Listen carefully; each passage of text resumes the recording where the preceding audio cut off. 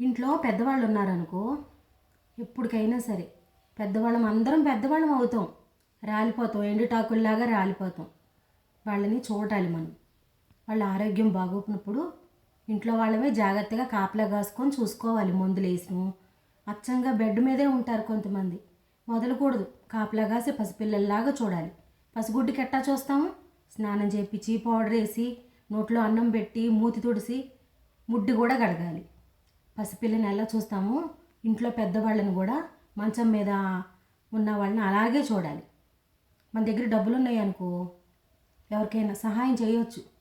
ఉన్నవాళ్ళకి చేయవసరంలా, అవసరమైన వాళ్ళకి, మన అవసరం ఎవరికైతే ఉంటుందో వాళ్ళకి వెంటనే చేసే అవకాశం ఉండేలాగా చూసుకోవాలి. అప్పుడే మనకు ఇంకొకళ్ళు సహాయం చేయగలుగుతారు.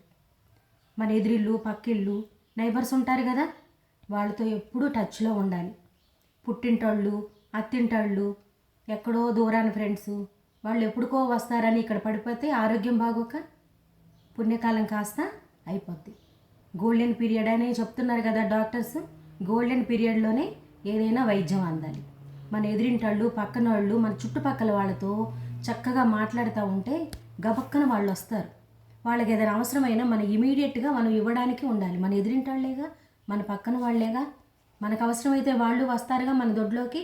అట్లాగే మనం కూడా వాళ్ళ దొడ్లోకి అవసరానికి హెల్ప్ చేసేలాగా ఉండాలి. ఇంట్లో పెద్దవాళ్ళని వదలకుండా చూసుకుంటే ఎదిరింటాళ్ళు పక్కన వాళ్ళు గబక్కన ఏదైనా హెల్ప్ కావాలంటే వస్తారు.